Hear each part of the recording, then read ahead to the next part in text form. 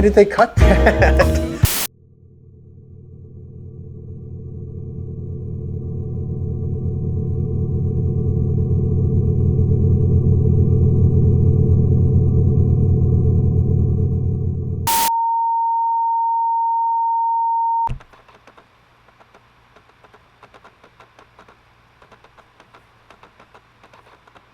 Hey folks, happy a few days after Doctor Who Day, which was on November 23rd. It's the 61st anniversary since the original airing of the first episode of Doctor Who, An Unearthly Child. In celebration of that, Doctor Who has released a treasure trove of new things, fun tidbits, new announcements, new releases. What I'm going to focus on in this video is the deleted scenes from the 60th anniversary special episode, The Giggle, and from Ncuti Gatwa's first series, Series 14 or Season 1, however you want to say it. And this is going to be my first attempt at a reaction video. I've never done this before, but it seems like a fun thing. I think this seems like a perfect thing to just watch and react to. It's about a 10-minute long video they've released. So without further ado, let's get this started. Let's go.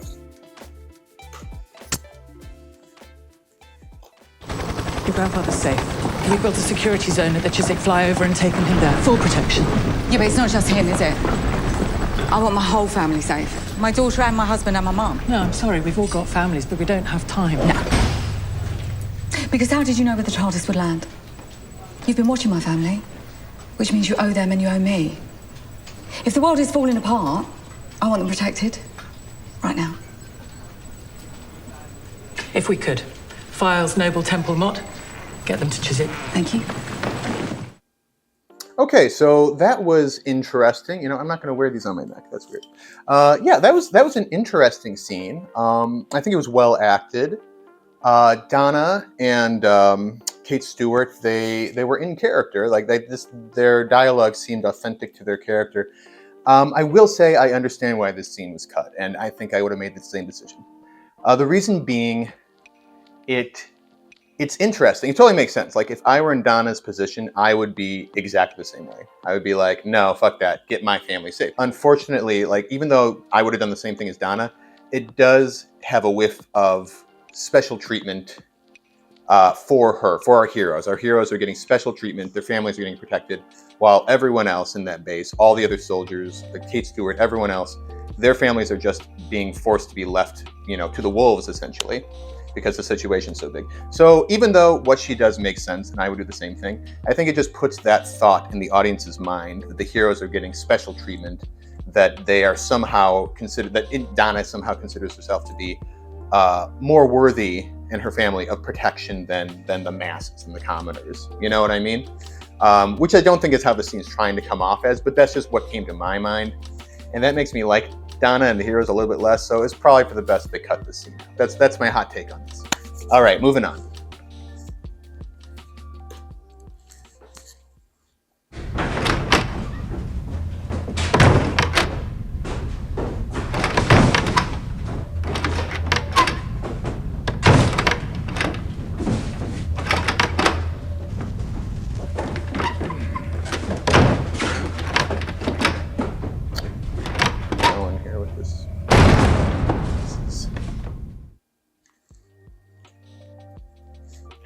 Okay, not much to say about that. I totally understand why they cut that. Just unnecessary fluff. That didn't even really feel like a scene. That just felt like a lot of scraps of footage that they felt like they might want to use, or they're trying to do something that felt off-kilter and confusing, to make the hallway seem more scary. And maybe that scene would have worked better when, it doesn't have Murray Gold's score going over it, which could probably have added a lot to the energy and the vibe and what you're supposed to be taking from it. But as it is, it's like too confusing. It's too disorienting. It feels kind of like a mistake. So I totally get why they cut that.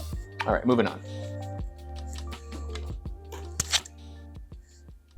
I was a baby, just like you. Younger than you. I was a day old. And I was left. Cute babies. My poor old mum left me on a church doorstep in the cold. They're like so much cuter without the CGI faces. And it was snowing. Do you know what snow is? It's this beautiful frozen water that falls from the sky. But I was safe. and I was found, and I was given a lovely new mother of my own. And where do you think you're going? Portal 357.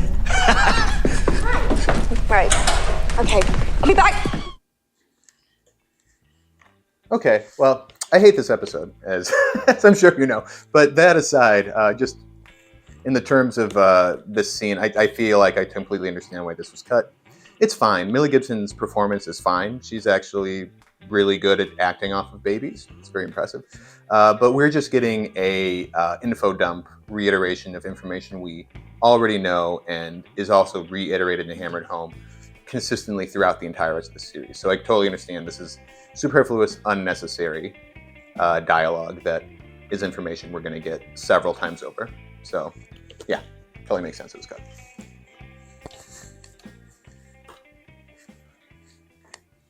Left? Left again. Left and then left. Left. Again, okay. Oh. The layer of the Bogeyman. Jocelyn, do you mean it's down there? That's where the picture cuts out.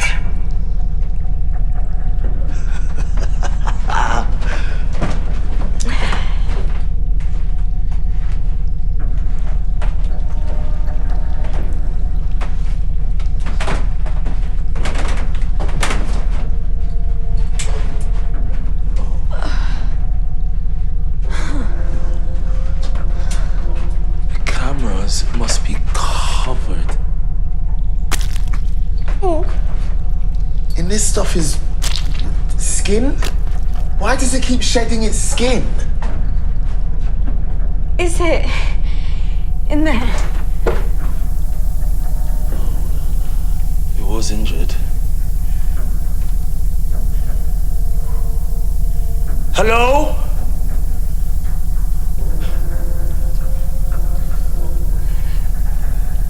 Into the belly of the beast. Okay, again, yeah, I understand why that was cut, because in my recollection of the episode, I feel like a scene exactly like that, but much more concise, occurs. You begin the Lair, they find the booger walls, she gets boogers dribbled on her face, all that gross stuff. I mean, honestly, I wish they had cut all of the Boogeyman stuff out of the episode completely, because I hate the Booger Man. But yeah, we definitely didn't need to spend more time in that hallway. So I'm completely fine with cutting this out. All right, moving on.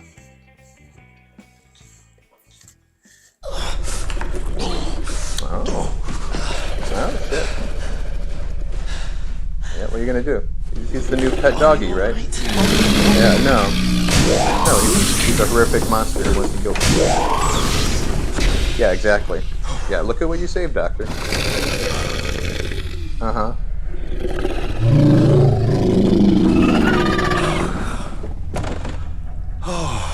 Yeah, bravo. Yeah, okay. Yeah, again, I see why they cut that. It's interesting to see how the Doctor, how that scene ended, how he got out of there at the end. But it's a little weird. It does have a little touch of weirdness to it, actually, because the thing looks like it's injured, and the Doctor freaks out and runs out of the room and locks the door. Which I understand. I mean, that's a logical, smart thing to do because it's a monster that's just chasing people around. But it just has this side effect of feeling like the Doctor is running away in fear rather than helping an injured creature. Like that's a little bit of a way that could be taken, which is very undoctorish, and it doesn't really work. So I completely understand why they cut that. And so far, these cuts are completely making sense. Ooh, the Devil's Chord. Someone has stolen music. Not much to say here. Unless I'm misremembering, I feel like the Doctor says exactly that or something along those lines in the episode already. So it's simply an unnecessary reiteration of something else that's probably said more snappily in the episode. Yeah.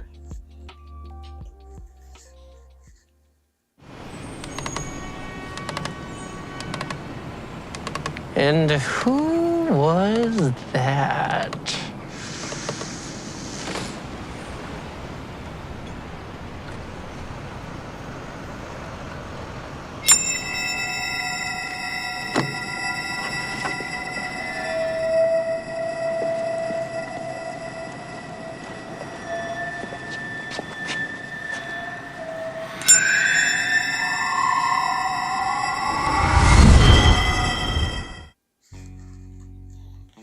That's cool, but unnecessary. Yeah, finely performed, well shot. It's a cool introduction of the tuning fork.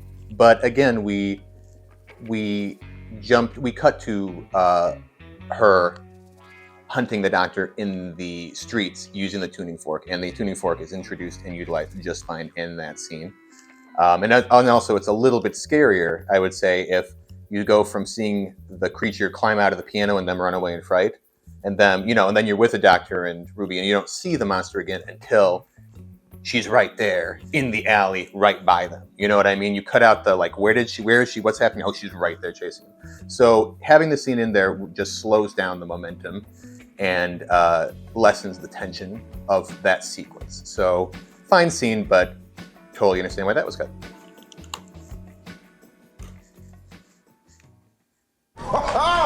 Okay, things can get bumpy because music is gonna flood back in. Time is gonna go crazy for 10 minutes.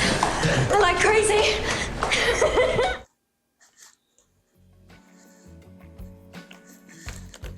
Why did they cut that? That's okay. This scene should have definitely been in there. 100%. 100%. One of my biggest problems with Devil's Chord is the random dance and song and dance sequence that comes out of nowhere at the end of the episode. First of all, I hate the song. So that's a big problem. The song still sucks. Sorry. But if this had been in there, it would have just made it so much more palatable. So much more palatable to me, because it would have had an in-universe sci-fi gobbledygook explanation that I can get behind. It's fine. It's Doctor Who. It doesn't need to be scientifically accurate or make sense. It's just that completely lines up with the rules of the world they've established in that episode, and it's just them presenting it, which is what Doctor Who usually does best. It has a crazy sci-fi or fantasy concept come up, and then the Doctor gives a couple of lines of dialogue that explains it, and then you can get on board. I don't know why they cut this out. One of the biggest qualms that I had, and a lot of viewers had, was that so much stuff in this season just felt like it came out of nowhere, just randomly was dropped in your face, and that's irritating because it feels lazy. If it feels like it feels like the writer's just pulling stuff out of their ass the whole story. I don't know. That scene is so short. What is it, 10 seconds? I have no idea why that was cut. I think that was a mistake. I had heard that a scene like this existed, but now that I've seen it, I can say with 100% certainty that was a mistake to cut that scene. That would have made the whole episode just immensely more palatable and less irritating. Moving on.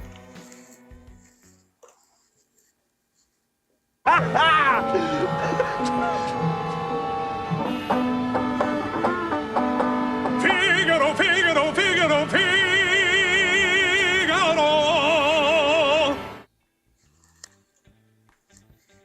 Okay, they could have kept that. I'm glad they did. That was the people in the windows. The people in the windows is the worst part of an otherwise rather lovely sequence in the middle of that episode where Ruby plays the piano. And there's scenes of the Doctor looking out over London, looking at where it all started, the junkyard. It's a really lovely sequence, but then it's intercut with these very cartoonish kind of bad actors melodramatically over emoting. So I think we definitely did not need more of those people. And also I just think it's it's just, again, bringing up the camp to the next level. Before the big twist song, I don't need that scene. I'm glad they cut it. Moving on.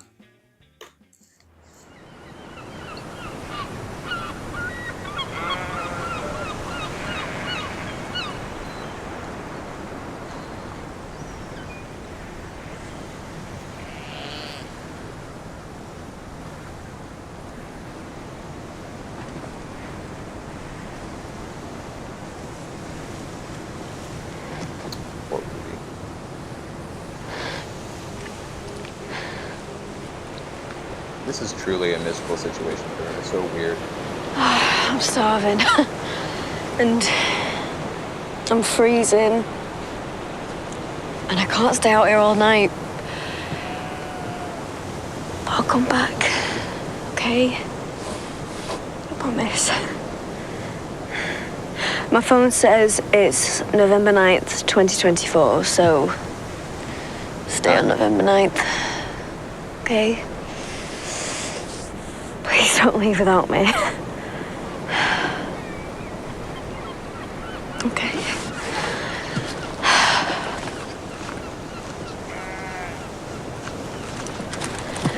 And this is really rude, all right? Okay.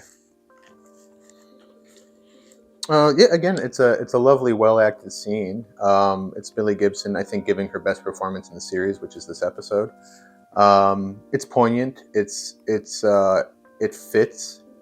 But again, it's a bit superfluous because, again, I remember from the episode, we get that poignant moment of her sitting and waiting for quite a while by the TARDIS before she gets cold, and she comes in, and then she eventually heads off and goes home. And it's a lot more showing than telling in the version that ended up on the final cut.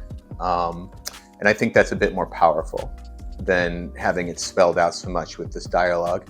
On top of that, kicking the TARDIS, not a fan of that. Feels kind of like you're kicking a dog or something. You know what I mean? I love the TARDIS. The TARDIS is a loyal, heroic companion of sorts to the Doctor, and I don't think anyone wants to see it kicked by a companion. So I think that was wise to cut this scene as well. Yeah, moving on.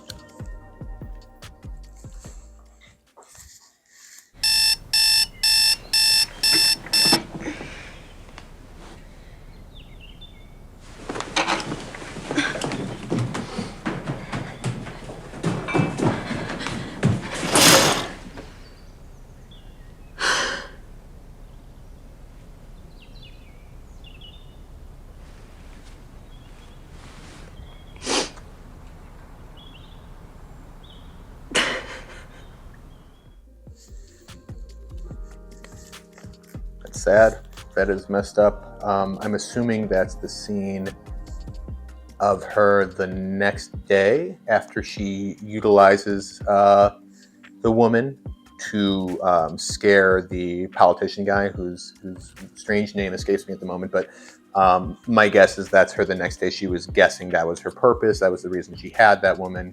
And so she was maybe hoping she would like disappear overnight and like it would be done. So I can see that. That's a rather heartbreaking scene. Yeah, it's a sad scene. It's well acted, but I don't feel like we lost anything by not having that one. I'd have to watch it again. I guess I don't have a strong enough opinion. It's very short, but I do feel like that beat is hit in the story, so it's probably cutting room floor material. Manifestation. There are gods of skin and shame and secrets. There is Incensa, Doctor, she needs you! the god of disaster, and her children called Doubt and Dread. And standing on high is the mother and father and other of them all. Whatever it is, here it comes. For the god of all gods has returned, and his names are many. His name has been Set and Seth and Sithafar, and his one true name forevermore is Sutekh.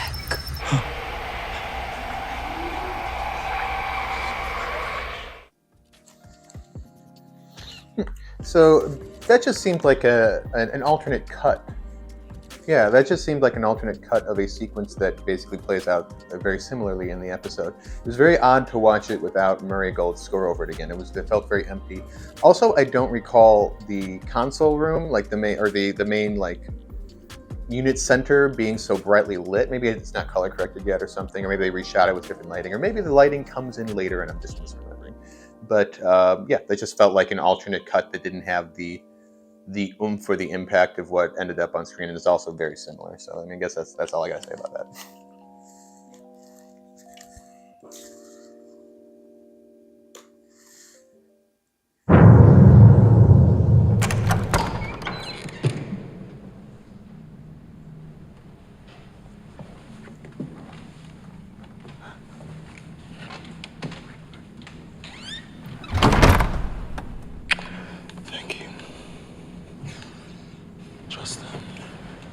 Just keep it down.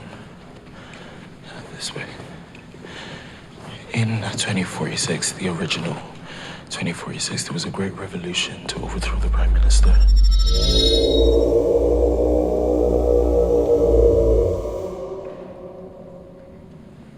The memories died. So what do we do? We're stuck on a dead world with no way out, Doctor. What do we actually Ruby, do? I swear, we will fight Sutekh. With my mother's name? How can we fight No, I know. But please, we can't keep standing still. If the planet is dead, then Sutekh could have eyes everywhere. Okay, come on.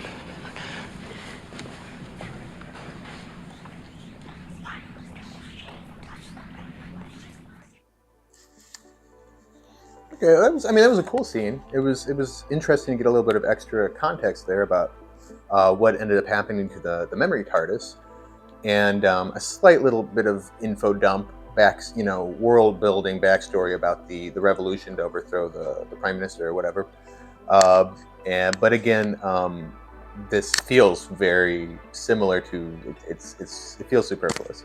I don't mind that you never find out what happened to the memory TARDIS. You know, it feels like the whole universe resets when the Doctor does the time tunnel drag the dog thing at the end. So that really never crossed my mind. I didn't wonder what happened to that. And the rest of the dialogue again feels like it's reiterated later in the story. You know, what's we're gonna do with the mother? How's the mother's name gonna help us, etc. And then the dialogue specifically about like there could be eyes everywhere, and then we cut to Mel. Is a bit on the nose. You clearly understand what's happening already in the story, and it's kind of hammering home a point that should be handled a bit more subtly. So, again, and this is making me think a lot of times they probably do this with these episodes. They'll probably film multiple different scenes that have similar beats or pieces of information in them so that they can pick and choose when they're doing the cut which scene slots in better to keep the momentum going. Like, they said it here, but they also said it here. Okay, it works better if they said it here. Thank goodness we got that film. So that's what I'm getting from a lot of these shots. Is it's just they had two different moments where they did the same thing, and this was the lesser of the two, or this is the one that just didn't fit in as well. Fine scene, but yeah, totally get the cut.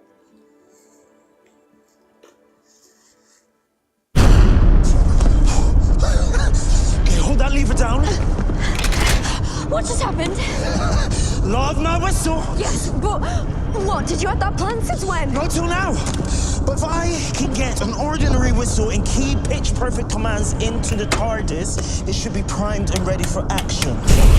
So that's an explanation. Okay, that's good. All I have to do now is take it back in time.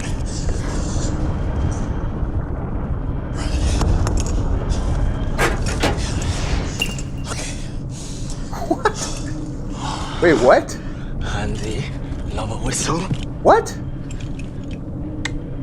2046, here we come. 2046 doesn't exist. How did that work?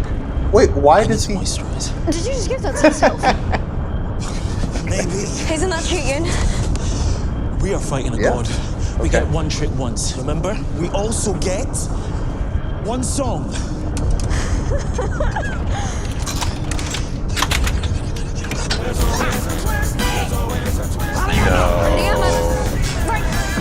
No. Don't forget to click below to subscribe to the...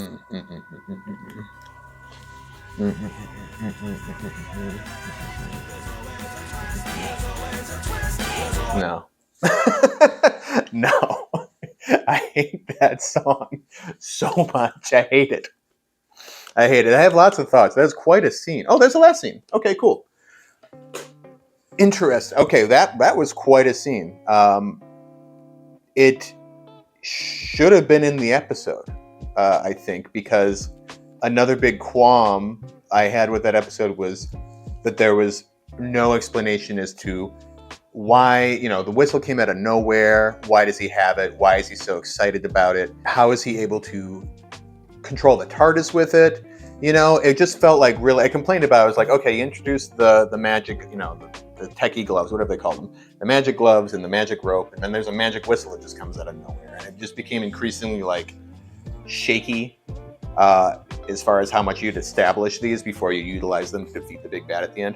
I still don't like how, I don't like how this goes exactly, because I'm like, why the hell does he have a grate he can open that randomly connects to an earlier version of himself in the memory TARDIS. He said, we get one trick once.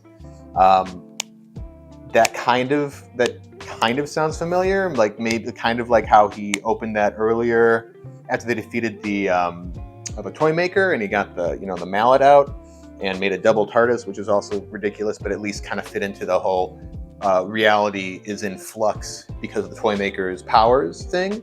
But this, when did we establish a rule that you get one trick once per story?